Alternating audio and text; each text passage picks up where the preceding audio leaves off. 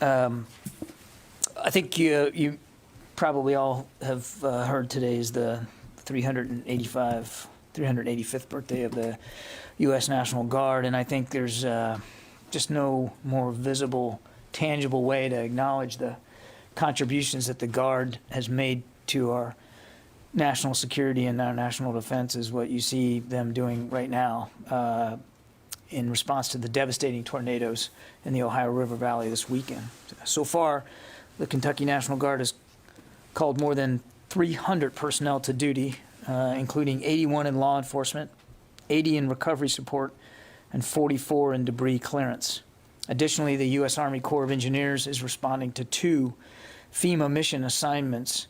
One is for regional activation and temporary emergency power. Under the regional activation mission assignment, they are deploying in support of debris removal, supporting critical public facilities, infrastructure assessment, and engineering and public works. Under the temporary power mission assignment, they are mobilizing a temporary power planning and response team, the 249th Engineer Battalion, and additional subject matter experts to assist with generator staging, assessments, and installation. We do not anticipate activations from other states with respect to this particular national disaster. And of course, the department, I think you've seen, we are making available Fort Campbell, Kentucky as an incident support base. Again, our thoughts and prayers, deepest condolences go to all those who were affected by those devastating tornadoes and who will have to deal with rebuilding. And clearly the department stands behind the interagency effort to do whatever we can do to support them. And as has been typical, I think, no matter throughout the whole year, wherever you look, there's the National Guard, whether it's helping vaccinate Americans, dealing with cleanup after natural disaster, to helping out Customs and Border officials down at the southwest border. They have wildfires. They have been literally woven into the fabric of this entire year in terms of response and assistance to their fellow citizens. So as they celebrate their birthday today, and I know for the Guardsmen in Kentucky, there's little to celebrate, I understand that, but as they mark their anniversary, I think they can do so with terrific pride. Schedule note, Secretary Austin spoke this morning with his Indian counterpart, Minister of Defense Singh. He spoke to him early this morning, about 7:30 this morning. The Secretary offered his deepest condolences for the loss of General Rawat, India's Chief of Defense Staff, Mrs. Rawat, his spouse, and all the other Indian service members who were involved and killed in that helicopter accident on the 8th of December. He also, of course, reaffirmed the U.S. commitment to strengthening U.S.-India ties and to deepening our defense partnership.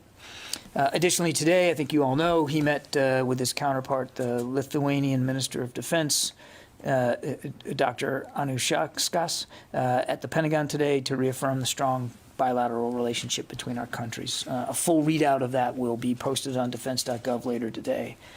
And with that, we'll take questions. I think, Lita, you're up first. Hi, John. Thanks. A couple things. One, you said no other additional states for the National Guard will be responding. Do you see any need for any other active duty response for the tornadoes, including any rescue efforts or anything like that in order to help the Guard? And then I have a second question. We are not aware of any request for assistance, additional active duty, other than the Army Corps of Engineers I talked about. But as I said at the outset, we stand by to support the good people of Kentucky in any way that we can, in any way that they deem necessary. So we'll certainly be standing by should there be additional requests or additional capabilities that they would require of the active duty force. But right now, that's what I just briefed is what we know they have asked for and what we're providing. And then secondarily, do you know if there's still yet any progress on getting reparations and or an exit out of Afghanistan for the family members of those killed in the August strike? Yeah, we talked about this a little bit last week, Lita. I don't have any updates to give you today. We continue to work closely with NEI, Mr. Ahmadi's former employer, Dr. Kwan, who is the CEO of NEI. We're working directly with him. Undersecretary of Defense for Policy Colin Call has actually been taking point on this to try to get the information that we need, the identifying information that we need to help move family members out of Afghanistan as expeditiously as we can, and of course to better and safely affect the ex gratia payments. I don't have any updates today, but I can assure you that we continue to stay in close touch with Dr. Kwan and his team, and as the Secretary made clear, we want to effect this as soon as possible. Jen, did you have a question? Yes. Just a follow-up. Do you have any announcements in terms of any punishments, judicial punishments for those who were responsible for the drone strike to begin with? And secondly, what is the status, or what is the department planning to do, again, to help with the Hawaii residents who are suffering from a lack of water? And in terms of cleaning it up, it's not just about, I mean, this doesn't seem like it would be a quick process. How are you going to protect those people?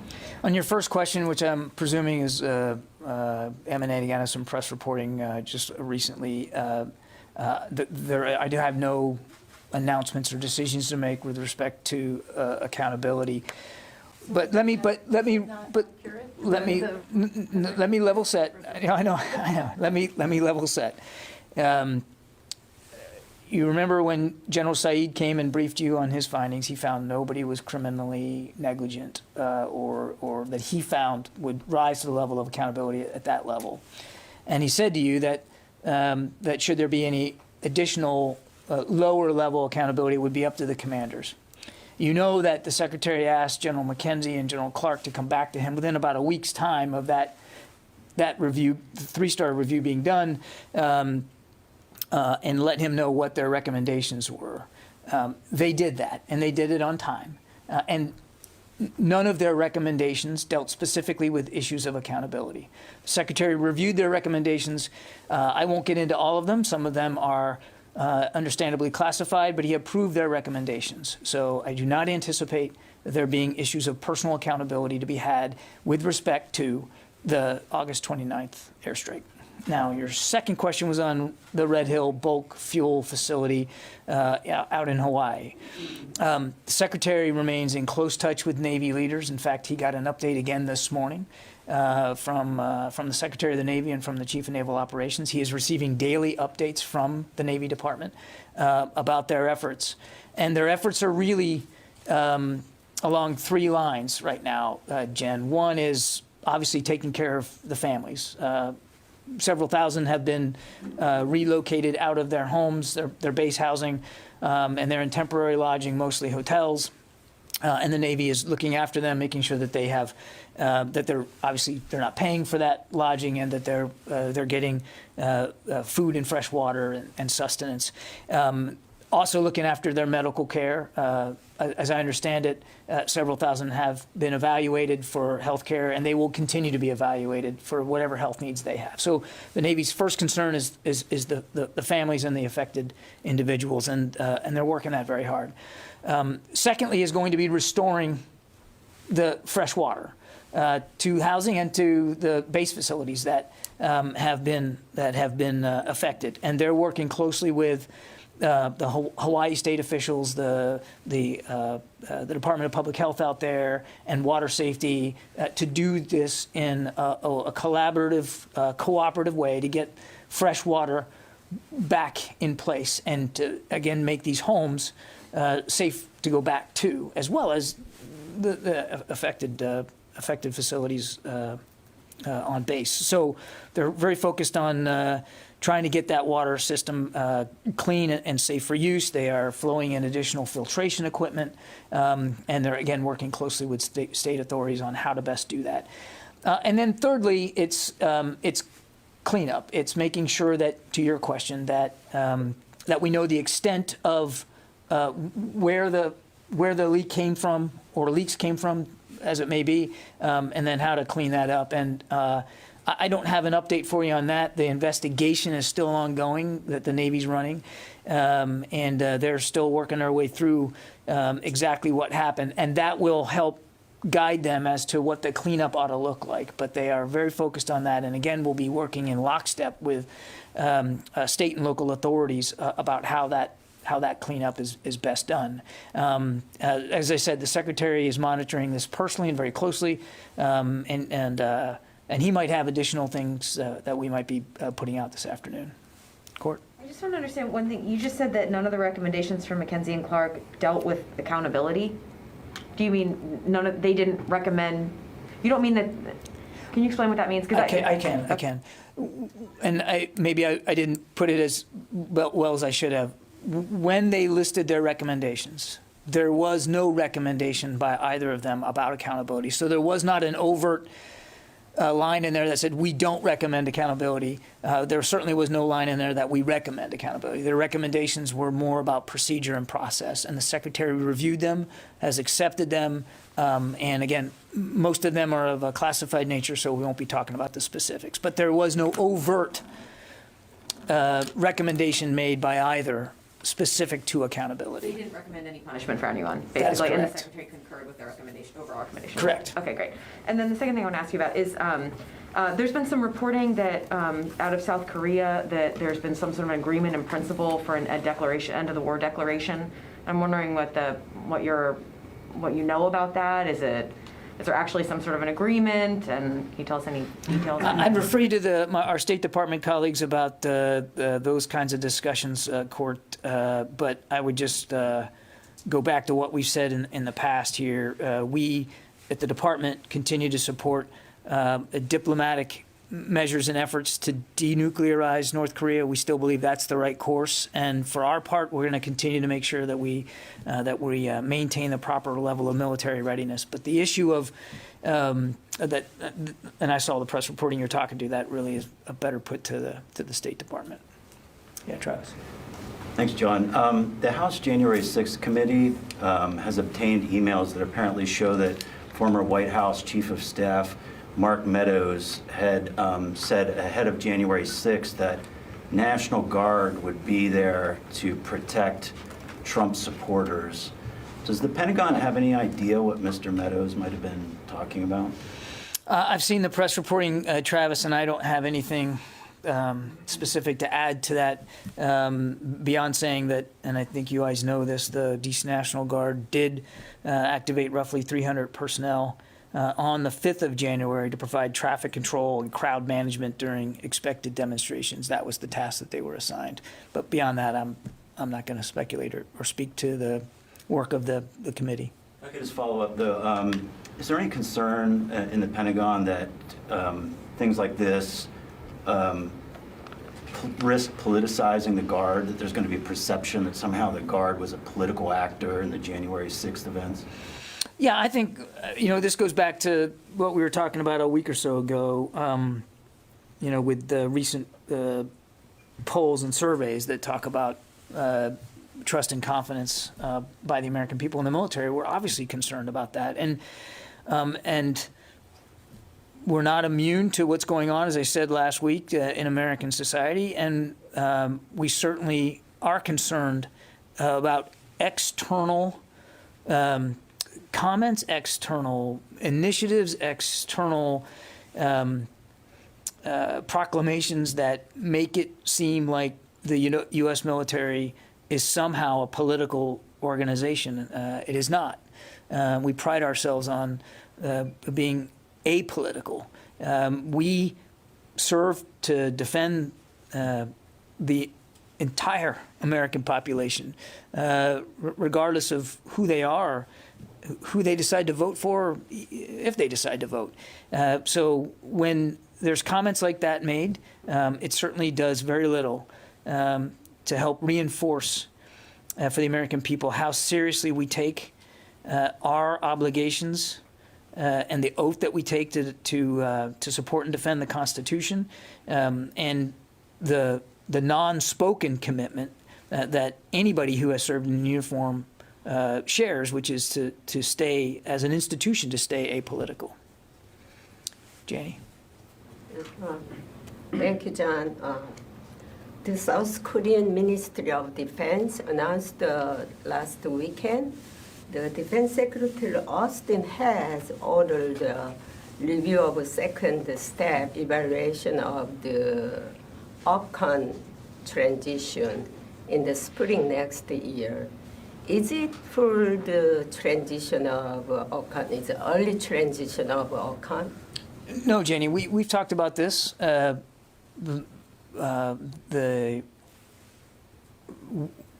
the Secretary talked about this when we were in South Korea, that both sides agreed to assess the FOC, the full operational capability, sometime in the summer, and then to keep on track with progress towards OPCON, and to reassess that in the fall.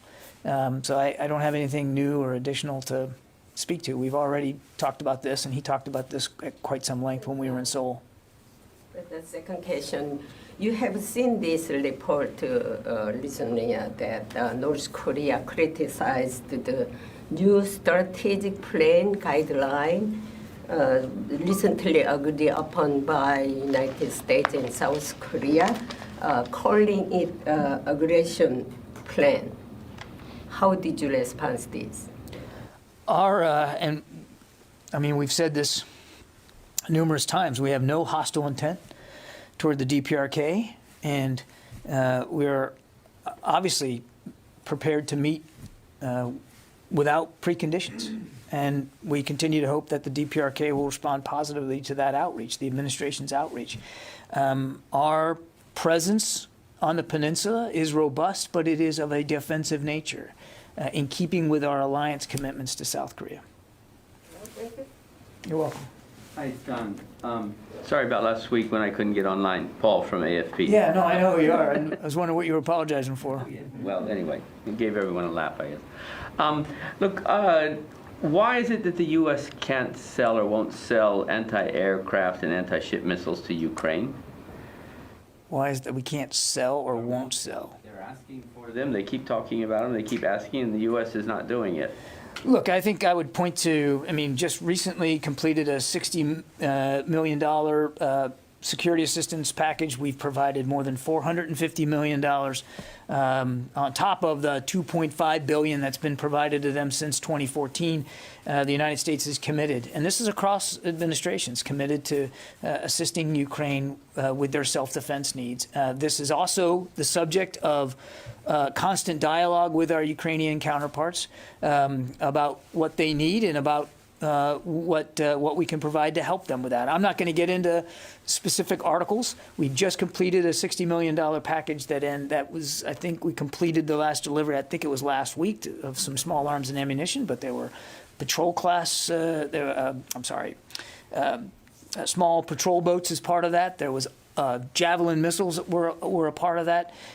So we are willing to consider a spate of capabilities to help them defend themselves. But again, I'm not going to get ahead of decisions that haven't been made yet, and I'm certainly not going to get into an individual articulation of all the points. Do they need those kinds of articles that I mentioned? Again, this is a discussion that we are constantly having with Ukraine about how best to meet their self-defense needs. Okay, one follow-up. The report that Iran is preparing a missile launch of some type, does the Pentagon have anything on that, whether that could be an ICBM or it's just a satellite launch missile? Seen reports on this. Not going to talk about intelligence assessments. I would just say that we are mindful that Iran's ballistic missile program has improved over recent years. There's no question about that, and it remains that capability remains a threat to our interests and the security interests of our partners in the region. We're going to watch this closely, and Paul, more critically, we're going to make sure, just when the Secretary was out there not long ago, we're going to make sure that we have the capabilities that we need to defend our interests in the region and to assist our allies and partners doing the same. Tom. Thanks, John. Good afternoon. Over the weekend, one of your Kremlin counterparts, Dmitry Peskov, said there were, quote, very serious conceptual differences, John, between Russia and the United States regarding Moscow's red lines and NATO's red lines in Ukraine. Now, I'm not asking you to get into the head of Mr. Peskov, but I'm asking you, do you think the United States and the Pentagon and our allies have been clear to Russia as to regard of red lines or where they should not be going in Ukraine? A couple of thoughts there, Tom. First of all, I wouldn't speak for our allies. They can speak for themselves and whatever messages they've delivered to Mr. Putin. I would point you back to President Biden's conversation last week and the readout of that by my colleagues at the White House, in which it was made clear, National Security Advisor Jake Sullivan said this, that the president was very direct and very candid about our concerns about what we're seeing there, and the lack of clarity by Russia in terms of what they're intending to do, and the kind of consequences that would come as a result of any another incursion by Mr. Putin. So you're saying there's a lack of clarity by Moscow on this. You said that several times. Would that perhaps be the source of these conceptual differences? You'd have to ask Mr. Peskov that. I think the president was very, very clear with Mr. Putin about what our concerns were and about the kinds of consequences that would result from another incursion. Carla. Thanks. Just real quick clarification on Afghanistan. So following these questions, so General McKenzie did not recommend punishment after the Airstrike, and Secretary Austin has concurred with that. So it would be accurate for us to go and report now that Secretary Austin is not going to issue any punishment for military service members involved. It would be accurate for you to report that that the Secretary approved the recommendations made by both General Clark and General McKenzie as to how they were going to implement procedural changes, the kinds of changes that were recommended by General Saeed. In the recommendations proffered by General McKenzie and General Clark to the Secretary, there were none dealing with accountability. The Secretary accepted the recommendations that they did make. So you'd be okay to report that the Secretary is not approving or calling for additional accountability measures. Does that help? Yes. Okay. Thanks, John. And then lastly, just really quickly on this cyber concern that came out with CISA issued over the weekend. What's DoD trying to do to counter this concern with software usage that can be used to get into computers? Has DoD already started working on this in coordination with CISA? I don't have anything specific on that. Obviously, we are always mindful of the cyber threat, and our networks are constantly assaulted by any means of cyber actors out there. So we work very, very hard at our own resilience and making sure that we have the capabilities that we need to defend ourselves in the cyber realm, but I won't speak to specifics. Oren. On Afghanistan, it was about a month ago that Austin had said leaders in this department should be held to account for high standards of conduct and leadership, and that he has every intent to uphold that standard. Why not then push harder for some measure of accountability here, and what message does it send to the family of those killed in the strike?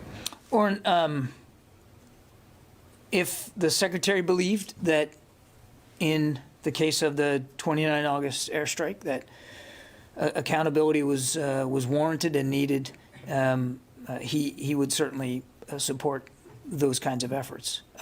As General Saeed briefed to you, and as we discovered when again the two combatant commanders took a look at General Saeed's report, what we saw here was a breakdown in process and execution in procedural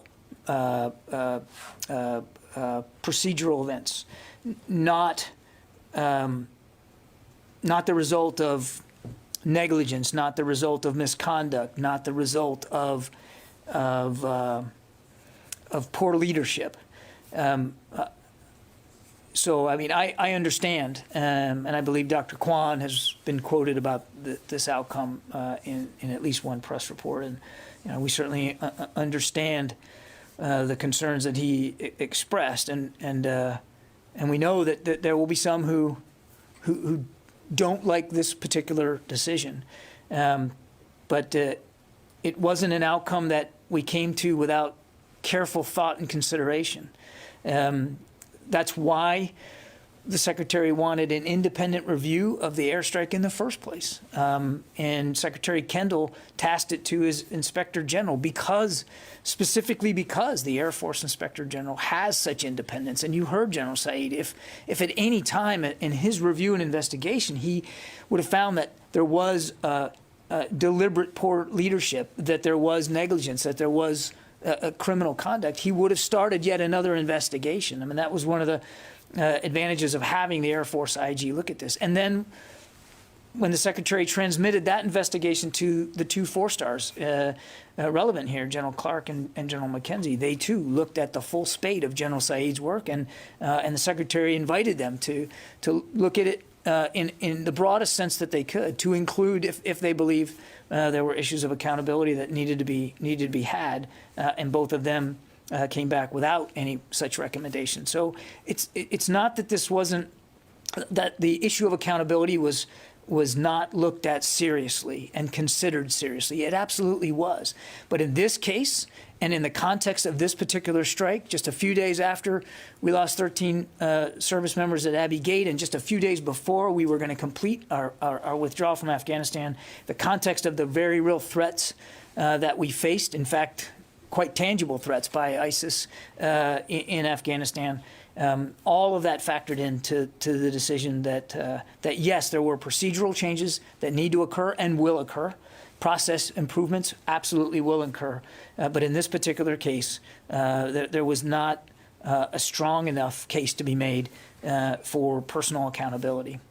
But that doesn't mean that, that the department is turning a blind eye to a high standard of conduct and leadership. The Secretary was earnest when he said that. And it's just that you have to look at it in time and space, and you have to look at this particular strike and not draw broader, wider conclusions about accountability and high standards of conduct based on this one outcome.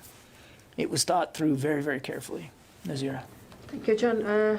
Could you please give us some update about Afghan refugees? How many of them are still in the military camps at the United States, and how many of them has been resettled yet? Let's see.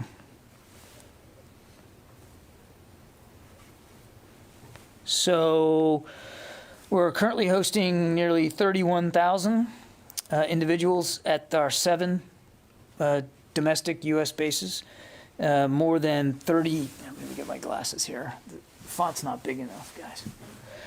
More than 38,000 Afghans, American citizens, and lawful permanent residents have been relocated from these military bases to new communities across the country. So more have been relocated than we now have at our 7 bases. And we continue to work with nonprofits and aid organizations, as well as the State Department and DHS, to continue the relocation of the remaining Afghans.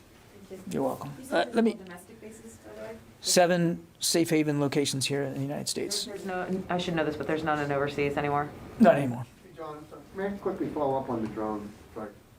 Okay. Thank you. Pardon my interruption. And this is not on the strike specifically, but you said in response that, there was I'm paraphrasing you slightly, and I apologize for that, that there was an imminent threat, and that was part of the reason why the drone strike was launched. We've heard that many times. Since the drone strike took out the wrong individuals, that threat should have still been existing. Did that threat ever materialize? And if so, was it thwarted? I realize you can't talk about intelligence, or did that threat never then materialize?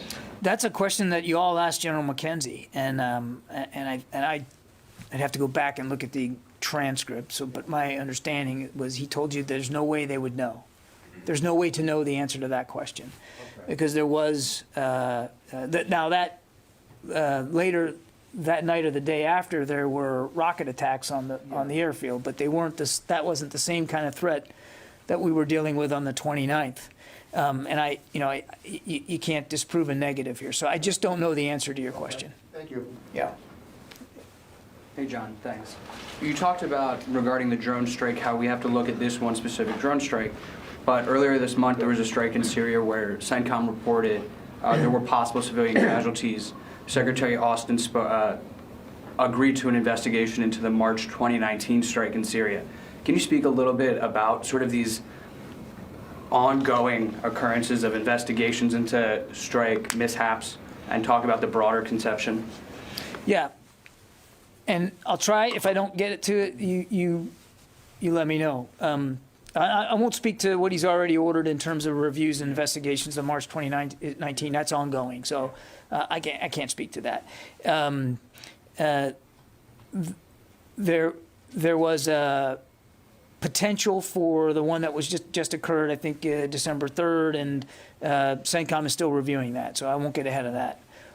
But broadly speaking, and you heard the Secretary when he was up here talking about this not long ago, we take issues of civilian harm very seriously. And as the Secretary said himself, we're not going to be above or afraid to make changes to the way we analyze information and intelligence, act on that intelligence, target, and actually the actual execution procedures of a strike. We're not going to be afraid to make changes. Now, I don't have any changes to speak to today, but I can assure you that the Secretary is taking this very seriously, and he will be informed. Whatever outcomes come of this, whether he makes changes or not, or what improvements might be made, he will be informed by what happened on the 29th. He will be informed by whatever CENTCOM finds as a result of the strike that just occurred, and certainly informed by the review that he's asked for into the March 2019. I think he will also be informed by the work that RAND did on behalf of the department as a result of national defense legislation that required a study and an assessment of the department's efforts to avoid civilian harm. He's working his way through that right now. I think that will also inform a lot. So I think you'll continue to hear from the Secretary on this issue. Again, I don't have any specifics to say today, but this is something he's very mindful of. We know we have to, as he said himself, we work very hard to avoid civilian harm. Obviously, there's going to be ways we have to work harder, and he's willing to admit that. And as we can talk about those things, and not everything will we be able to speak to, we certainly will. We'll be as transparent about it as we can.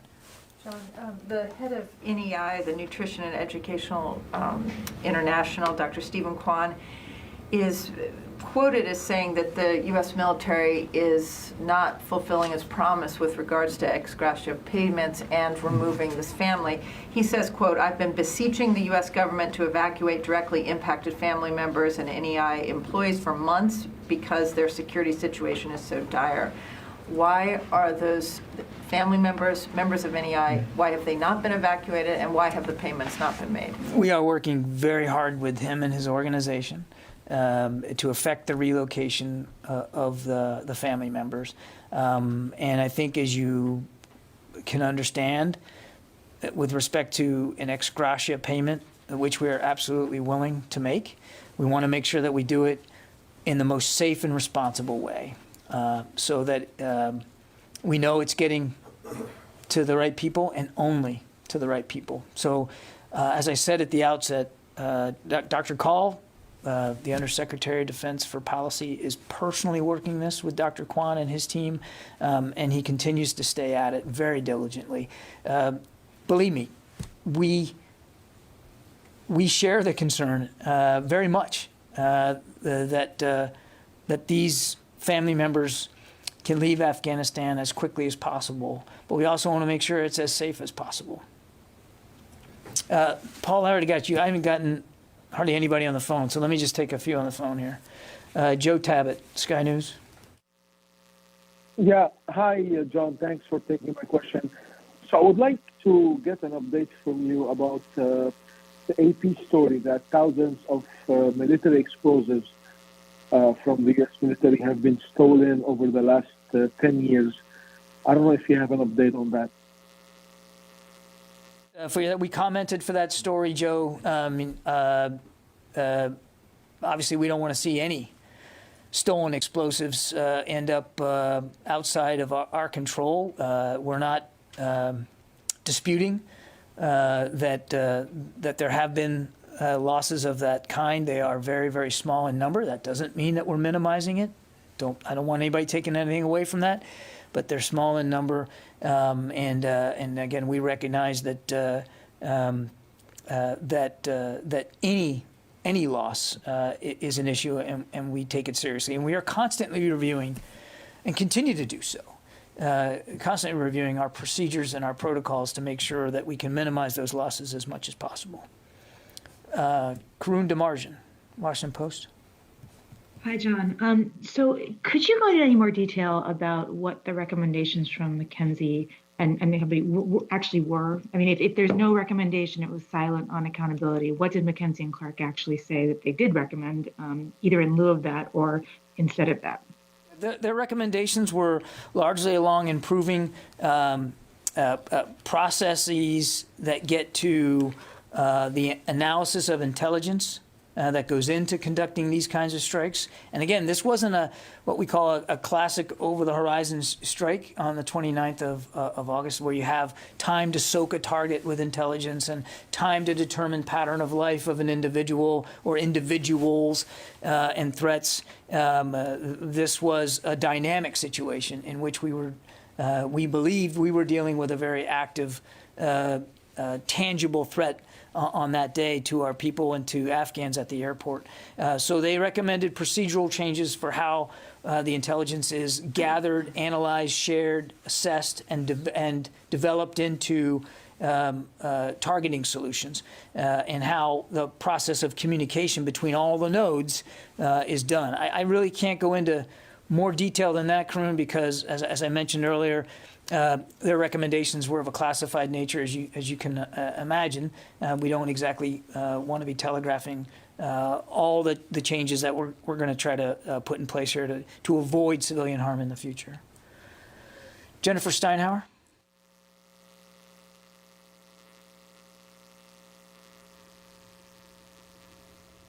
Going once. Okay. We'll move on. Jennifer, if we get you back, jump on in. Caitlin from Stars and Stripes. Hi, John. Back to the Afghanistan thing. It said that commanders would be the ones to decide whether or not people will be held accountable. Now that McKenzie and Clark have essentially not said anything whether or not people can be held accountable, can commanders lower than them hold troops accountable in that strike? That's a question that you probably should put to General McKenzie and General Clark, Caitlin.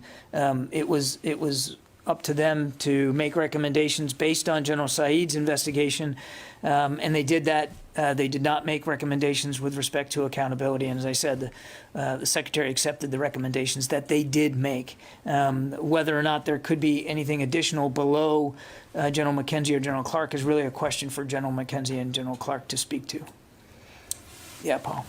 Hi, you said the Pentagon takes civilian casualty risks seriously, but the New York Times has depicted a secret unit launching drone strikes in Syria that was absolutely callous toward civilian casualties. And those things don't seem to jive. And then when you have these multiple cases of where civilians have been killed, where there are questions, what do you say to the New York Times report that the Pentagon actually had a unit that didn't really care about civilian casualties in Syria? Yeah, I'm not going to speak to that specific report, Paul. Was there such a unit? I'm not going to speak to that specific report. But I will tell you that when we say we take it seriously, we mean it. It doesn't mean we're perfect. It doesn't mean that we always get it right. And when we don't get it right, we want those mistakes investigated. We want to learn more about how it happened and how we can prevent it from happening in the future. We try very hard to avoid civilian harm, but clearly, and the Secretary said this himself, we have to do a better job. We understand that, which is why he's going to be informed by the investigations that have been conducted, the ones that he has asked to be conducted, and about this RAND study coming out. So we're going to keep at this to try to do the best we can to avoid civilian harm. I mean, nobody wants to see that happen. Nobody wants to be responsible for taking innocent lives. And to the degree we can do better, we will try to do better. But I'm not going to speak to that specific report. Okay. Thanks, everybody. Appreciate it.